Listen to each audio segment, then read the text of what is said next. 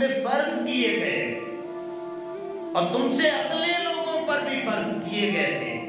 کیوں کیے ہیں؟ لعلکم تتقون، تاکہ تمہیں تقوی نصیب ہو جائے. تو پھر کیا کہتے ہیں کہ بڑا عرصہ ہو گیا، زندگی گزر گئی ہے روزے رکھتے ہوئے، مگر تقوی نصیب نہیں ہوا. تو پھر میں نے یہ کہا اور یہ میں جواب دے رہا ہوں کہ تقوی کیوں نہیں نصیب ہوتا، اس کی وجہ ذہن نشین کر لیں.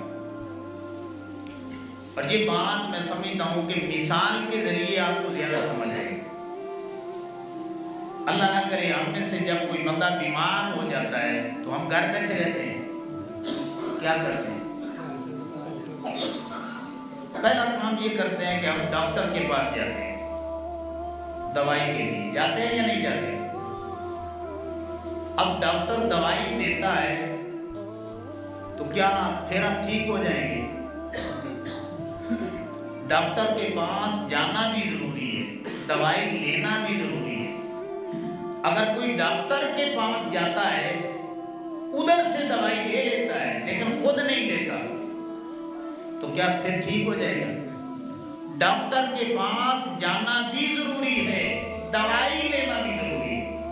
اور جس انداز میں ڈاکٹر نے دوائی بتلائی ہوتی ہے نا کہ صبح شام لینی ہے یا 3 ٹائم لینی ہے، پانی کے ساتھ لینی ہے یا دودھ کے ساتھ لینی ہے، تو اس انداز میں لیں گے تو پھر فائدہ ہو.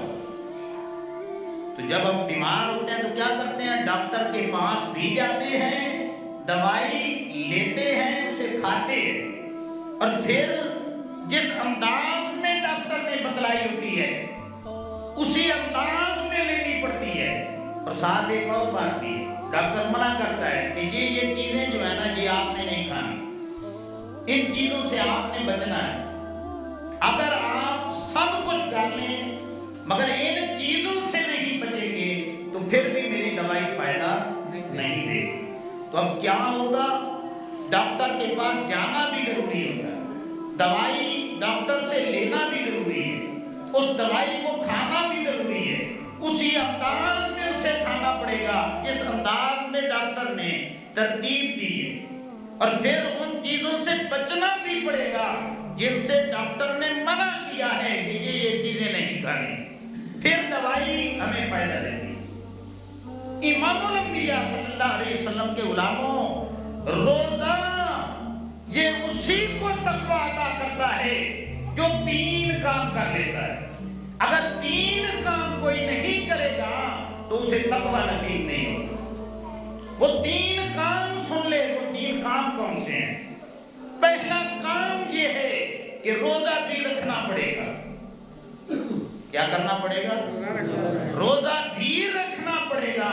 اور دوسرے نمبر پہ روزے کے تقاضوں کو بھی پورا کرنا پڑے گا. روزہ بھی رکھنا پڑے گا، روزے کے تقاضوں کو بھی پورا کرنا پڑے گا.